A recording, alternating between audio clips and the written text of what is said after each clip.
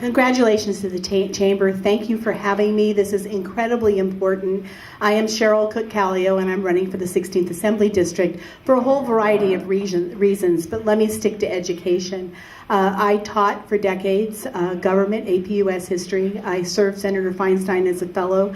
My degree is in history with an emphasis on the US Constitution, and I want you to know that I loved every minute I was in the classroom. But what we have failed to do with kids is give them vision. And oftentimes what you see is the center part, the average kids are not being addressed in the same manner that we're paying attention to the kids who are very low or the kids that are very high. Whatever money we spend in education is an investment. And we must begin talking with small businesses, corporations, universities, community colleges to figure out what kind of skills that these students need for the 21st century. We know that a junior in high school right now will have no understanding of what job may be awaiting them when they're finished with their educational career. We are creating jobs at a level that it's hard for education to keep up with that. I'm in favor of Prop 55. I believe that making sure that our kids have a solid base in elementary school and secondary school is very important. But more importantly than that, we need career pathways. The school I taught at had them. We created them by going out and talking to businesses in Silicon Valley, tech businesses, asking what kind of skills do you want these students to have when they finish with their education career. In my new role, and as a city council member in Pleasanton, I talked to the president of Las Positas College. Currently, that's Barry Russell. They do concurrent enrollment, but it's more than just concurrent enrollment. It's preparing students with specific skills that small businesses need. In addition, I'm also in favor of Prop 58. Prop 58 will repeal Prop 227 and allow bilingual education.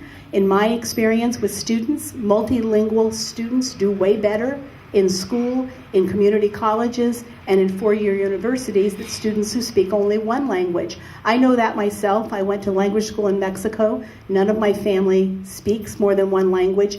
It enriched my life, and I saw that it enriched the students' lives also.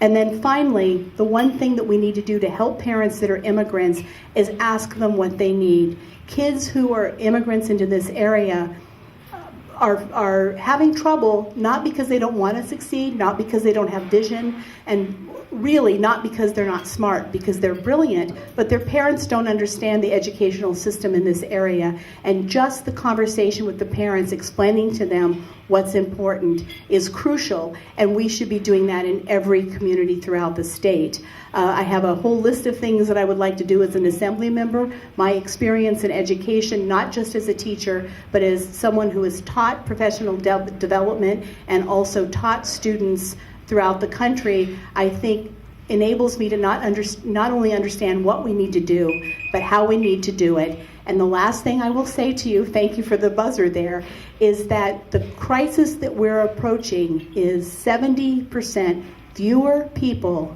are going into the teaching profession right now than just 6 years ago. We are going to hit a critical point, and we need to be prepared to answer that call. Thank you so much for having me. Thank you both. Thank you to the entire chamber. Please let me know if you have any questions. I'm more than happy to answer them. Thank you very much, Ms. Cook-Kalio.